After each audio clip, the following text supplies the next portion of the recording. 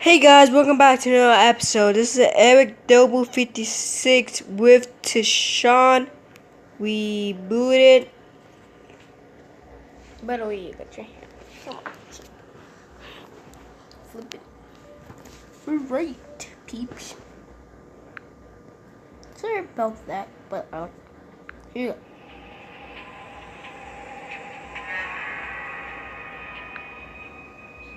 This happened 4 years ago when I was still in high school. I was told to do my last delivery of my shift. I got in my car, which was a 1999 Camry, perfect for delivering pizzas. I GPSed the address of my phone. I live upstate in the country, so all pizza deliveries were long drives. I remember the sun was starting to set, so it was probably around 7 o'clock. I'd say after a good 15 minutes of driving through the foresty dirt roads, my GPS said I had arrived. It was an old little cottage-like house made almost entirely of wood.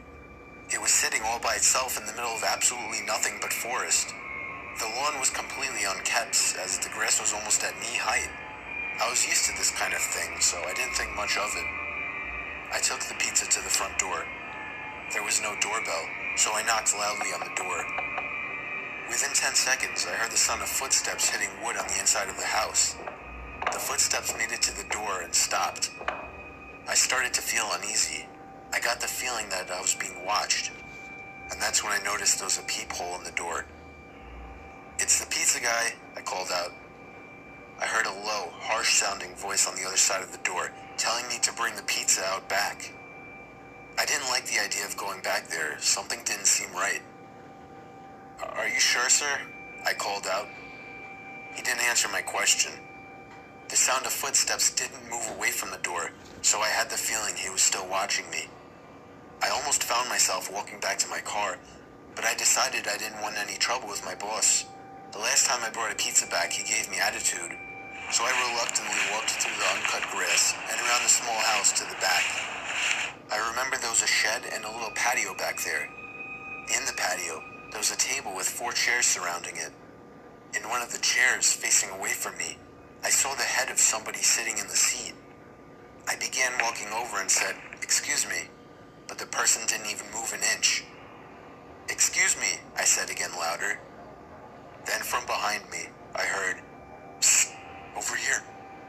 I turned around to see a man poking his head out from the corner of the house, looking at me with a crazed smile.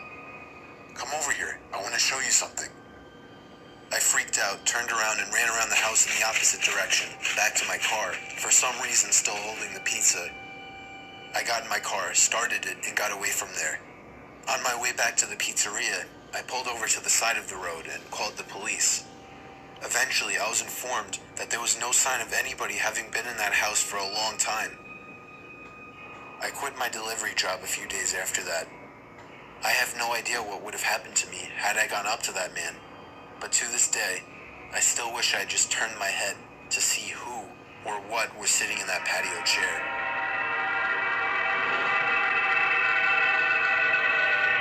What the heck? What the heck?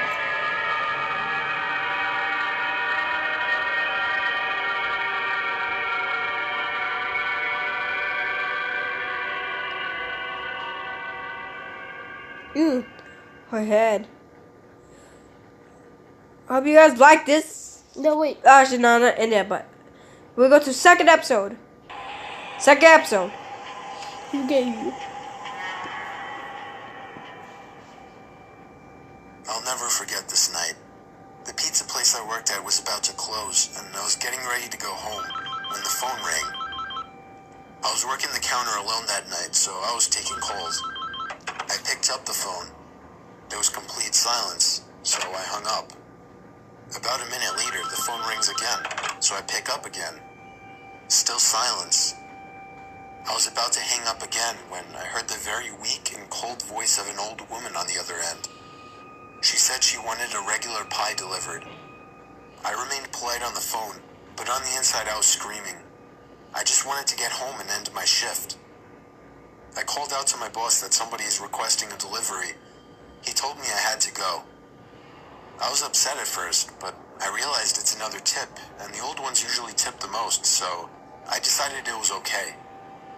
I took down the address and told her I would be there soon, but she had already hung up. I thought that was rude, but I ignored it and yelled to the chef that I needed one regular.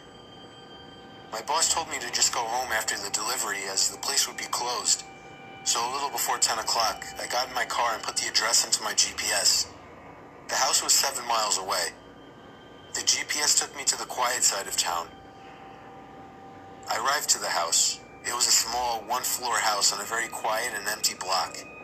I took the pizza and walked up to the door and rang the doorbell. There were no lights on in the house.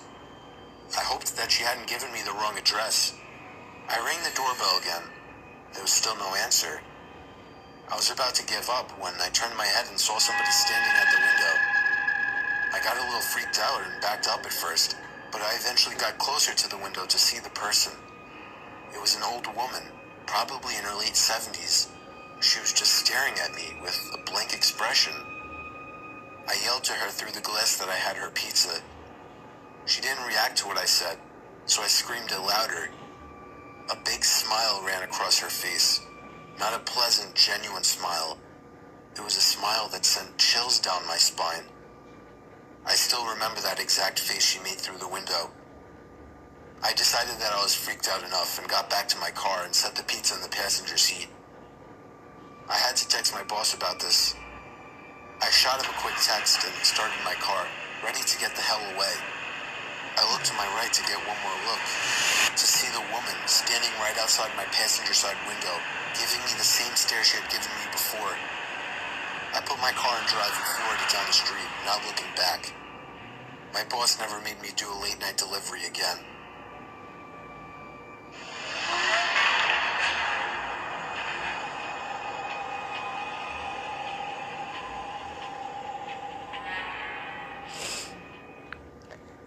Hope you guys liked this episode. Subscribe, hit that notification episode, hit the notification, never miss no episode on my channel, and watch his channel too. Bye.